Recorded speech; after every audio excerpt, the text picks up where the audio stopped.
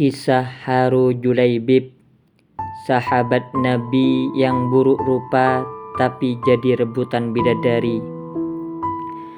Julaibib radhiyallahu an merupakan sahabat Nabi Muhammad sallallahu alaihi wasallam yang tidak mengetahui siapa ayah dan ibunya. Tampilan fisik Julaibib yang kerdil, pendek, dan lusuh membuat ia jarang didekati oleh orang sekitar. Bahkan seorang pemimpin Bani Aslam, Abu Barzah, sempat berseru tentang Julaibib, "Jangan pernah biarkan Julaibib masuk di antara kalian. Demi Allah, jika dia berani begitu, aku akan melakukan hal yang mengerikan padanya," serunya. Kehidupan sehari-hari Julaibib penuh haru. Ia tidak memiliki tempat tinggal untuk berteduh. Tidur pun hanya berbantalkan tangan dan beralaskan pasir serta batu. Meski demikian, Rasulullah Shallallahu Alaihi Wasallam tetap menyayanginya. Suatu ketika, Rasulullah Shallallahu Alaihi Wasallam menghampiri Julaibib. Rasulullah Shallallahu Alaihi Wasallam bertanya, "Kenapa Julaibib tidak menikah?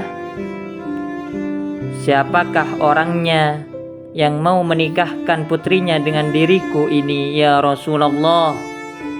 ujar Julaibib.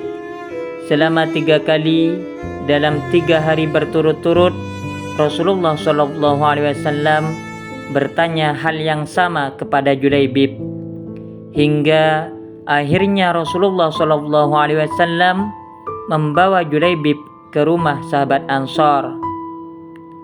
"Aku ingin menikahkan putri kalian," kata Rasulullah Shallallahu Alaihi Wasallam. Awalnya sahabat Ansor mengira jika putrinya akan dinikahkan dengan Rasulullah Shallallahu Alaihi Wasallam. Tentu saja itu sangat gembira bagi mereka. Namun Rasulullah Shallallahu Alaihi Wasallam mengatakan bahwa pinangan ini bukan untuknya. "Kalau begitu, pinangan ini untuk siapa, wahai Rasulullah?" tanyanya. "Tetapi bukan untukku. Kupinang putri kalian untuk Julaibib," kata Rasulullah Shallallahu Alaihi Wasallam. Seketika mendengar nama Julaibib, sahabat Ansor itu kaget. Kemudian ia meminta waktu kepada Rasulullah Shallallahu Alaihi Wasallam untuk memusyawarahkan dulu. "Ya Rasulullah, saya harus meminta pertimbangan istri saya tentang hal ini," ucapnya. Sempat terjadi percekcokan antara ayah dan ibu sang gadis yang direncanakan dipinang dengan Julaibib. Perdebatan tersebut terjadi lantaran Julaibib yang tidak diketahui nasabnya, tidak berharta, juga tidak berpangkat. Perdebatan itu rupanya terdengar oleh sang gadis. Kemudian ia diceritakan oleh orang tuanya terkait pinangan Julaibib atas tawaran Rasulullah Shallallahu Alaihi Wasallam. "Apakah kalian hendak menolak permintaan Rasulullah? Demi Allah, kirim aku padanya," kata sang gadis. Kemudian ia membacakan Al-Quran surah Al-Ahzab ayat 36 yang artinya, "Dan tidaklah pantas bagi laki-laki yang mukmin dan perempuan yang mukmin, apabila Allah dan Rasul-Nya telah menetapkan suatu ketetapan, akan ada pilihan yang lain bagi mereka tentang urusan mereka.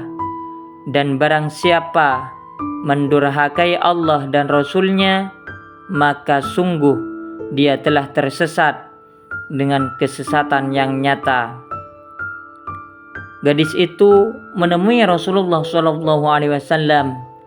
Ia menyatakan setuju untuk dipinang oleh Julaibib. Sungguh gadis itu tidak melihat bentuk rupa calon suaminya, tapi ia mengikuti Rasulnya. Rasulullah SAW kemudian berdoa untuk gadis itu, "Ya Allah, limpahkanlah kebaikan atasnya dalam kelimpahan yang penuh berkah. Jangan kau jadikan hidupnya payah dan bermasalah." Demikian doanya.